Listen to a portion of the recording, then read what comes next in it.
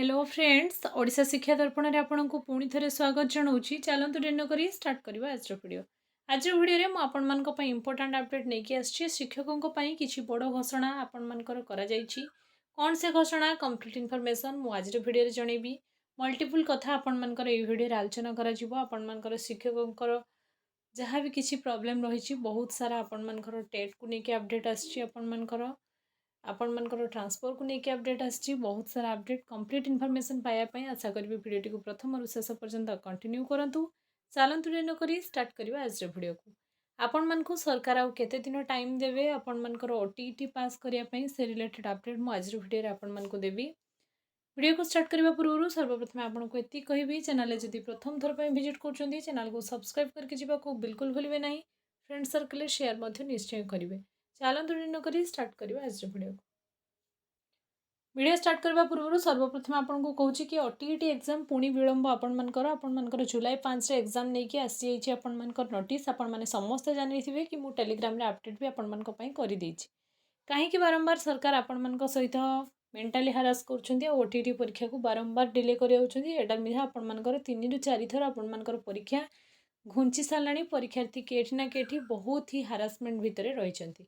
देखु से सब तो ओटीईटी कथा एबे सही आपण मानकर टेट को लेकिन एक इम्पोर्टेंट नोटिस आपण मानकर डायरेक्टर ऑफ एलिमेंटरी एजुकेशन तरफ आपण मानकर आसी regarding the review petition of the civil diary of the आपण मानकर टेट मैंडेटरी को लेकिन आपण मानक मु कहितली 2027 मसीहा आपणकर लास्ट अगस्त मास आपण मानकर लास्ट डेट थिला टेट पाई आपण मानकर एबे केस मैटर आपणकर अर्जेंटली आपण मानकर एटा सुप्रीम कोर्ट तरफ आपण मानकर ओडिशा को जारी कराई कौन रिगार्डिंग द रिव्यू पिटिशंस आपण मानकर ऑफ द टेट मैंडेटरी आपण मानकर सार in inviting reference of the subject cited above I am directed to forward here with a copy order of 29/5/2026 pass by the honourable supreme court in Indian review petition the benchmark number एतिकी arising out civil देखो तो आपण मानक notice पढ़िया अपेक्षा कहीदे आ due date आपंकर केबे सेटा भी मुझे जन दूची।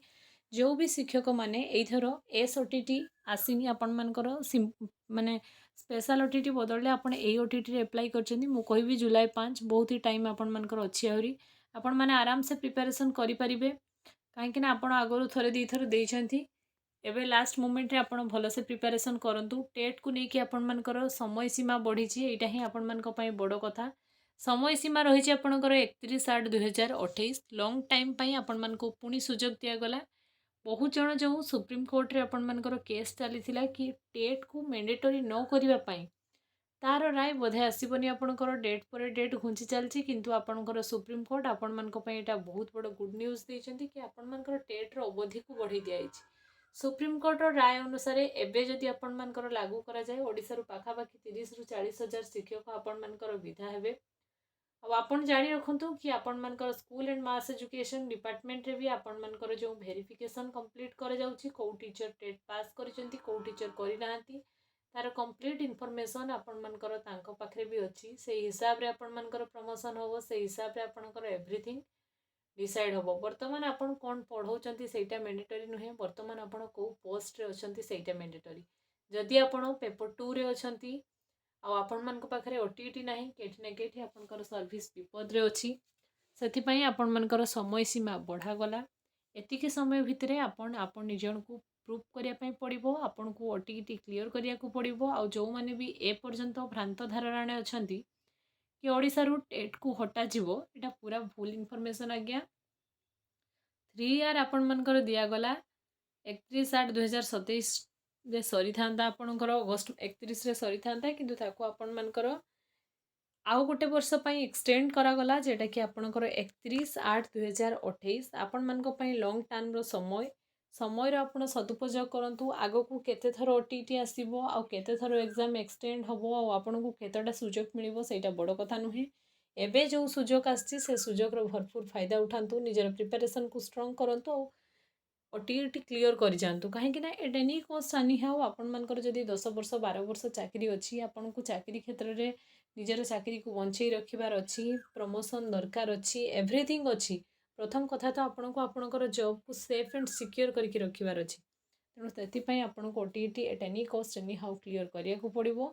बहुत जन ଏବେ ବି ଭ୍ରାନ୍ତ ଧାରଣାରେ ଅଛନ୍ତି କି ଟେଟ୍ ଉଠିଯିବ କହିକି। ନା, ଟେଟ୍ ଉଠିବନି, ଟେଟ୍ ମେଣ୍ଡେଟୋରୀ ରହିବ ଆପଣମାନଙ୍କର।